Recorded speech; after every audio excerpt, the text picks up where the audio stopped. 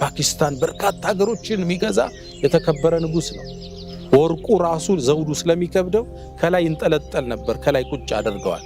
ራሱን እንዳይከብደው ከወርቁ ክብደት ሰው የሚሰግድለት ነው ኪስራ ማለት። እዚህ ጋር የሚያጠልቃቸው የንጉስነት ማዕረግ ወርቆች አሉ። ፈከይፈ ቢክ እንዴት ልትሆን ነው አሉ።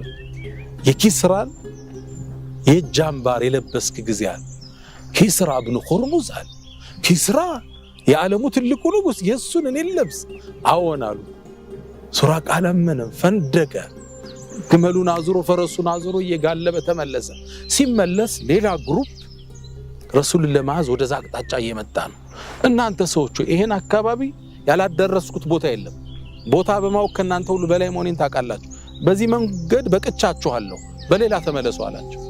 እነሱም ፈረሳቸውን አዙረው ተመለሱ። ዘመናት ነጎዱ፣ ጊዜዎች ተሻገሩ። ረሱል ሰለላሁ ዐለይሂ ወሰለም ካለፉ በኋላ እንግዲህ ገና ወደ መዲና እየሄዱ ነው። መዲና ገና ለዓመታት ይቆያሉ፣ ወደ 11 ዓመት። ከዛ አቡበክር ተተክቷል ረዲየላሁ ዐንሁ። ከዛ ዑመር 10 ዓመት ገዝቷል። በዑመር ያገዛዝ ዘመን ሙስሊሞች የተለያዩ የዓለምን ሀገር መክፈት ጀመሩ በድል። ያኔ ኪስራን ሙስሊሞቹ ተቆጣጥረዋል። ያኔ ሲቆጣጠሩ የኪስራ ቤተ መንግስት በሙስሊሞች ወደቀ።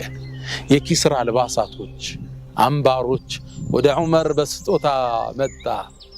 ሰሃባው በተሰበሰበበት መሃል አይነ ሱራቀቱ ብኑ ማሊክ ተባለላቸዋል። ሱራቃ የት ነው ያለው ተባለ።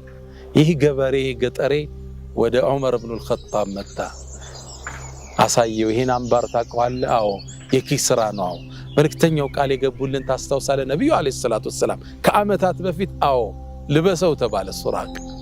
ሱራቃ የኪስራን አምባሮች እጁ ላይ አጠለቀ። ዑመር